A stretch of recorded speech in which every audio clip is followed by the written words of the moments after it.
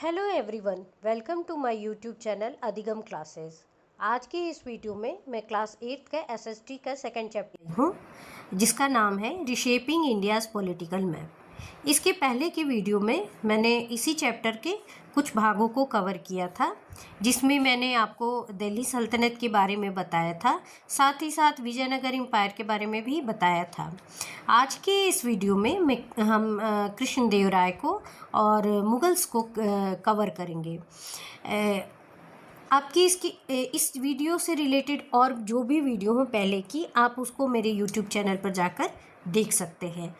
और चलिए शुरू करते हैं आज की वीडियो।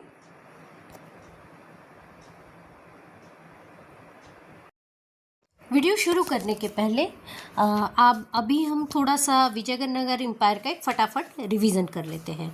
विजयनगर एम्पायर जो है वो दो भाइयों हरिहर और बुक्का द्वारा 14th सेंचुरी में इस्टेब्लिश किया गया।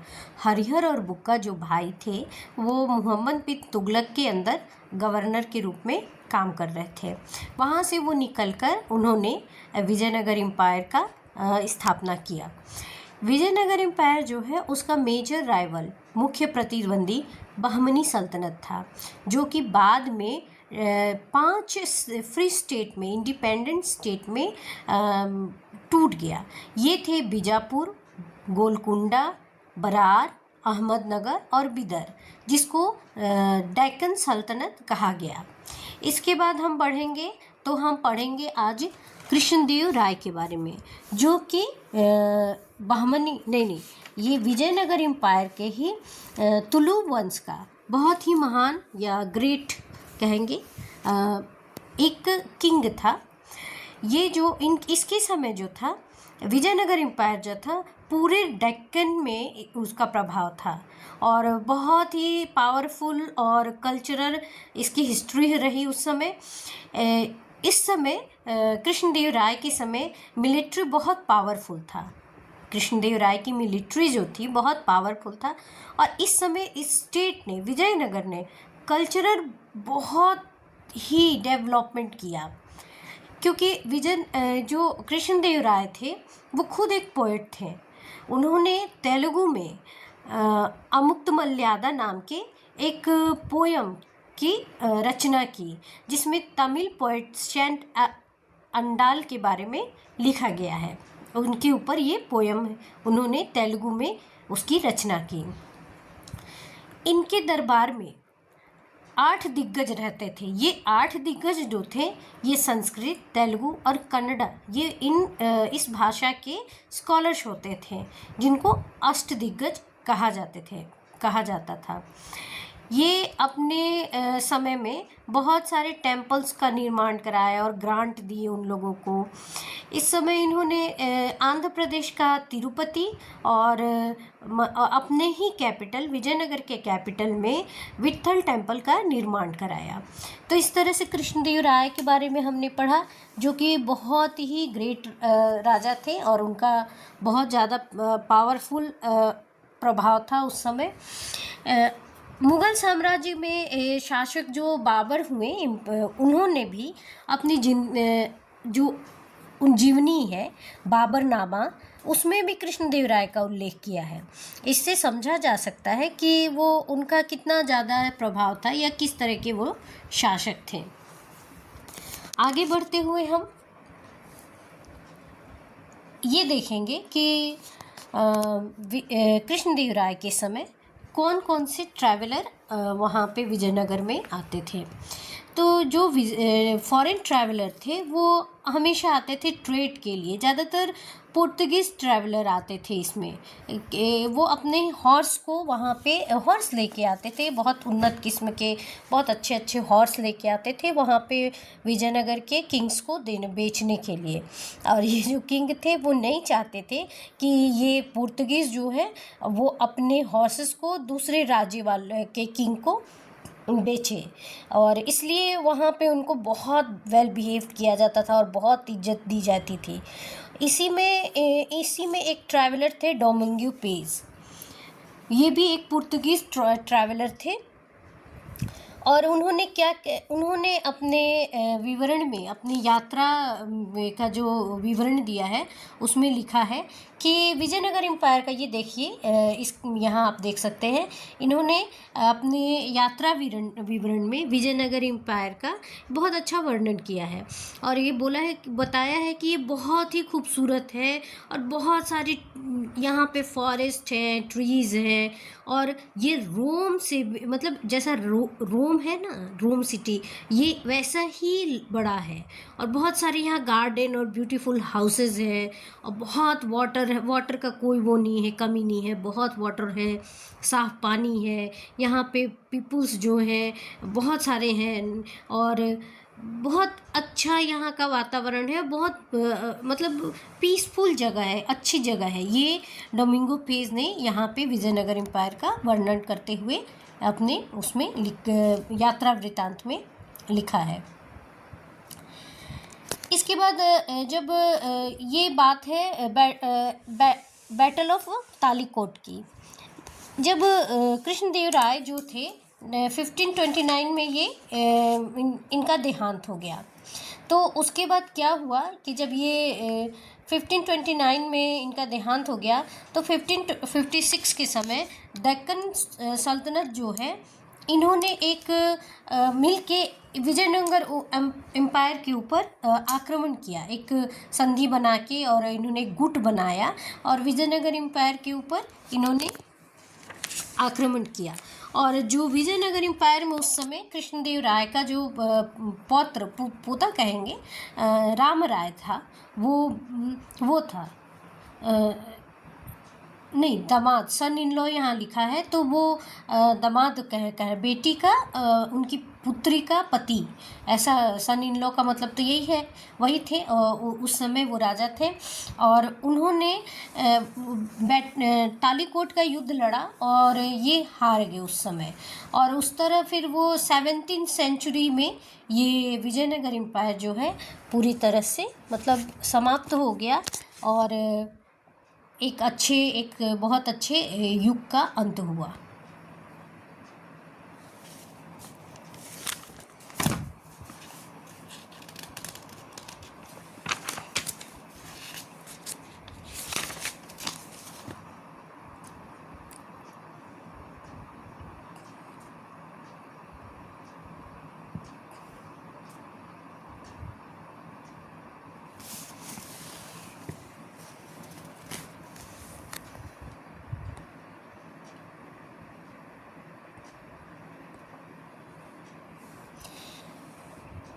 जब अटैक किया इन्होंने तालीकोट का जो युद्ध हुआ उसके पहले, मतलब उसके विजयनगर एम्पायर में रामा राय जो थे वो तो हार गए।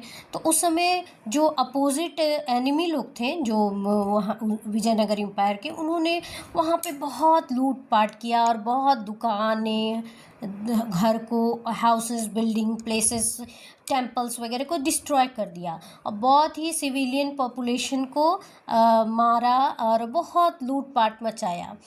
और इस तरह से क्या हुआ कि ये जो उस चीज़ को कंट्रोल नहीं कर पाया गया और इस तरह से विजयनगर एम्पायर जो है वो स्मॉल पीसेस में, छोटे छोटे उसमें पीसेस में बट गया और उसको जो रूल्ड करते थे उसको नायकास कहा गया, वो नायक थे, उन्होंने उसको रूल किया। इस तरह मिड 17th सेंचुरी तक ये विजयनगर एम्पायर अपने एंड पर पहुंच गया। इसके बाद हम मुगल को पढ़ेंगे। विजयनगर एम्पायर के बाद अब हम मुगल्स के बारे में पढ़ेंगे। जब दिल्ली सल्तनत कमज़ोर हो गया उस समय मुगल्स आए। मुगल में सबसे पहले बाबर आया। ये एक टर्किश मंगोल रूलर था जो कि समरकंद से जिसको निकाल दिया गया था। समरकंद जो अभी उज्बेकिस्तान में है, उसको वहाँ से निकाल दिया गया था। बाबर ने इंडिया के बारे में सुन रखा था और ये जानता था कि वहाँ पे बहुत धन संपदा है, बहुत ही वेल्थ है और इसलिए उसकी नज़र इंडिया पर पड़ी और वो वहाँ से इंडिया की तरफ आया। 1526 में, जो कि फर्स्ट बैटल ऑफ पानीपत कहा जाता है, उसमें उसने इब्राहिम लोदी को हराया। इब्राहिम लोदी जो दिल्ली सल्तनत जो था उसमें सबसे अंतिम जो डायनेस्टी थी, लोदी डायनेस्टी, उसके एक किंग थे। उसको उसने बाबर ने 1526 में हराया। उसके बाद वहीं से मुगल्स का फाउंडेशन, मुगल एम्पायर का फाउंडेशन पड़ता है इंडिया में।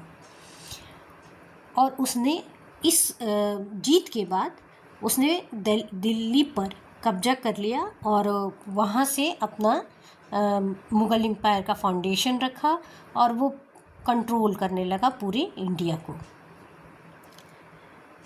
इस युद्ध में उसने बहुत हैवी अमाउंट में गन पाउडर और आर्टिलरीज और मैचलॉक का यूज़ किया था, जो कि अभी इंडिया में नया इंट्रोड्यूस हुआ था, जिसके चलते पानीपत का जो फर्स्ट बैटल था उसको इब्राहिम लोदी हार गया। और इस तरह से बाबर ने मुगल एम्पायर की नींव रखी। बाबर की आत्मकथा या ऑटोबायोग्राफी है बाबरनामा। बाबरनामा में उसने इंडिया के बारे में लिखा है कि मतलब इंडिया के बारे में, उस वहाँ के पोइट्री के बारे में, एनिमल्स के बारे में, कल्चर के बारे में बहुत अच्छे से डिटेल में लिखा है। वहाँ के फ्रूट, ट्रीज़, इन सब के बारे में बहुत ही डिटेल एक डिस्क्रिप्शन दिया है। लेकिन वो कितना भी कुछ भी अच्छे से लिखे करे, लेकिन एक तक वो बहुत ही ब्रूटल था और रूथलेस एक ह्यूमन बीइंग था। वो जहाँ भी लड़ने जाता था, जहाँ भी वो अटैक करता था, वो इंटायर सिटी के पॉपुलेशन को ख़त्म कर देता था और वुमेन्स और चिल्ड्रन को दास बना लेता, स्लेव बना लेता था। और उसका एक बहुत ही कारनामा बोलेंगे या काम बोलेंगे, बहुत ही शर्मनाक बोलेंगे कि वो जहाँ लड़ाई के लिए अटैक करता था, उस सिटी को हराने के बाद वहाँ के लोगों को मार के उनके स्कल्स का टावर बनाता था। और ऐसा करके उसको बहुत खुशी महसूस होती थी, वो बहुत खुश होता था। उसने अपने उसमें लिखा है ऑटोबायोग्राफी में कि इंडिया जो है बहुत ही लार्ज कंट्री है और यहाँ पे बहुत ही ज़्यादा मात्रा में गोल्ड और सिल्वर है। यहाँ रेनी सीज़न है और जो यहाँ का हवा है यहाँ की बहुत ही फाइन है और यहाँ हेल्थ कंडीशन बहुत अच्छा है और बहुत है, मतलब हवा अच्छी है, इसके चलते हेल्थ बहुत अच्छा रहेगा यहाँ और यहाँ बहुत लोगों में चार्म आएगा, इसलिए ये सब के चलते। और साथ ही साथ उसके दिमाग में एक बात और थी, उसने ये लिखा है कि यहाँ पे काम करने के लिए भी बहुत सारे स्लेव मिल जाएंगे, वर्कमैन यहाँ बहुत आसानी से मिल जाएंगे काम करने के लिए। इन सब रीजन के चलते और साथ ही इंडिया का जो वेल्थ है उसको देख के वो यहाँ पे रहने का डिसाइड किया और मुग़ल डायनेस्टी का फाउंडेशन यहाँ रखा।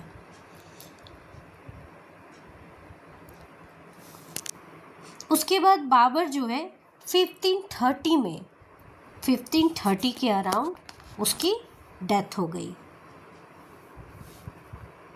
इसके बाद हुमायूं आया।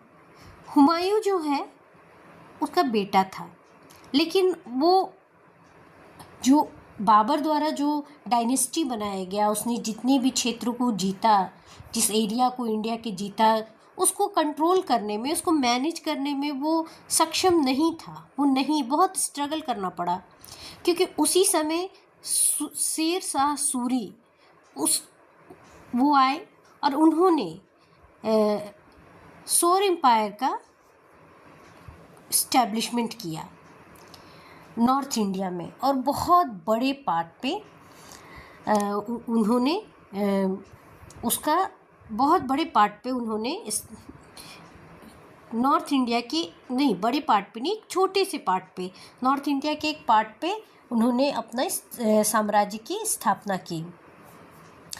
शेरशाह सूरी जो थे वो एक पावरफुल अफगान लीडर थे। नॉर्थ इंडिया के एक बड़े ही पार्ट पे उन्होंने वहाँ पे अपनी डायनेस्टी का इस्टेब्लिशमेंट किया, पर यह बहुत कम समय के लिए इनका एम्पायर था और 5 साल लगभग इन्होंने शासन किया और बहुत जल्दी हुमायूं जो थे उसने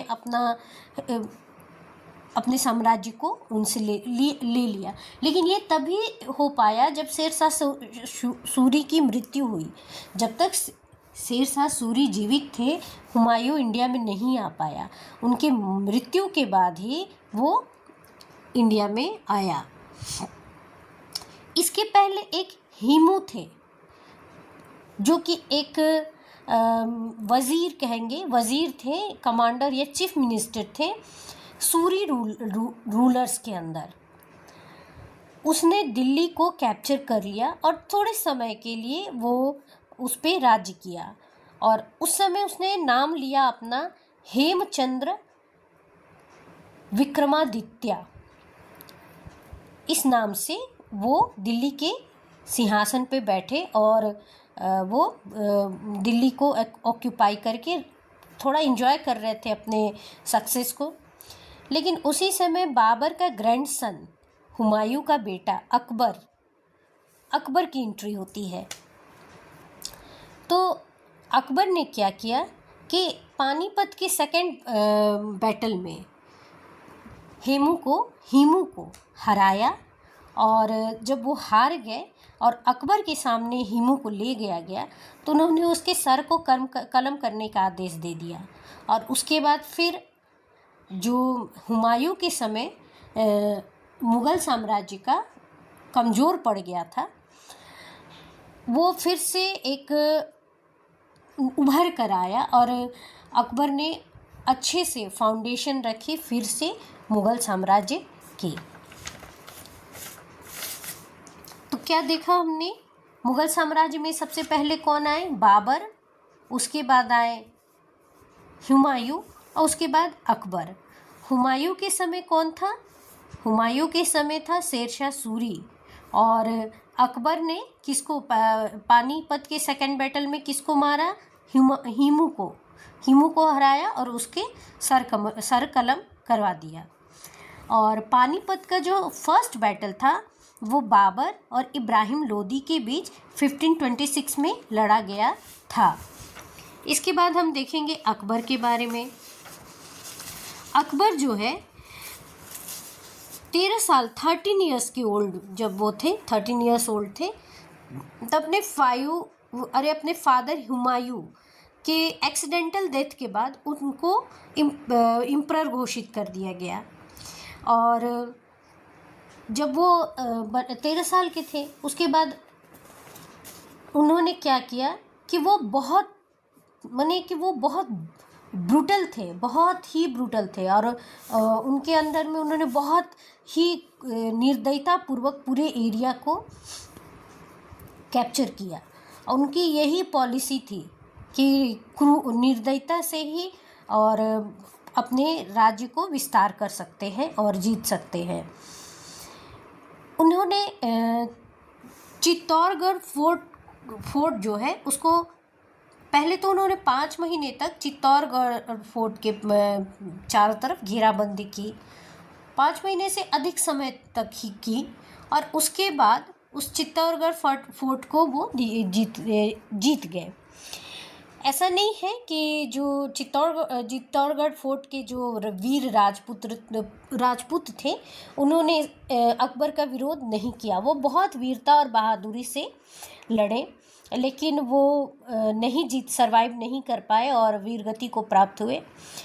और इसके बाद जब अकबर ने फोर्ट को जीत लिया तो लड़ाई में तो बहुत सारे सोल्जर्स मारे गए, साथ ही साथ करीब 100 वुमेन्स ने जौहर को कमिट किया।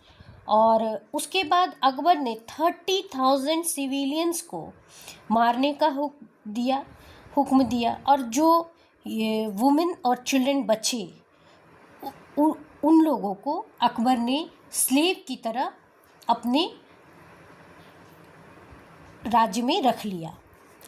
इस तरह एक अकबर ने बहुत ही ब्रुटैलिटी का परिचय दिया। उस समय जब इस तरह की चीज़ें वो कर रहा था तो वो अकबर जो था वो 25 की एज में था, और उस समय उसकी सोच ही ऐसी थी कि नहीं, अगर आपको बने रहना है अपने सिंहासन पर, या आपको राजा बना रहना है, अपने साम्राज्य को एक मजबूत फाउंडेशन देना है, तो आपको ये सब चीज़ें करनी ही पड़ेंगी। और एक इन्फिडल्स जो काफिर कहते हैं, काफिरों को मारना ही पड़ेगा, ये उसकी सोच थी, उनको कन्वर्ट करना ही पड़ेगा। अकबर का एक कहना ही था, a monarch should be even intent on conquest, otherwise his enemies rise in arm against him. तो ये अकबर का कहना था।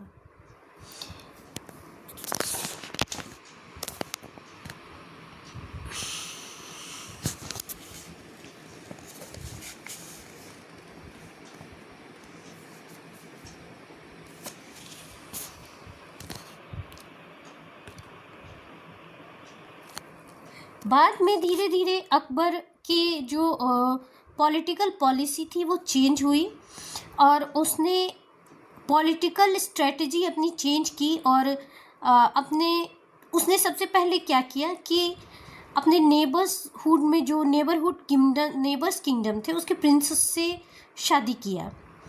ये एक पहले काम किया। फिर उसने जो राजपूत थे या रीजनल लीडर्स थे उनको अपने कोर्ट में, यानी दरबार में उनका वेलकम किया कि उनको भी अब काम पे या बड़े बड़े ओहदों पर रखा। और सबसे एक बड़ा काम किया उसने, जजिया कर जो था, टैक्स था जो नॉन मुस्लिम पे करते थे, उसको ख़त्म किया। और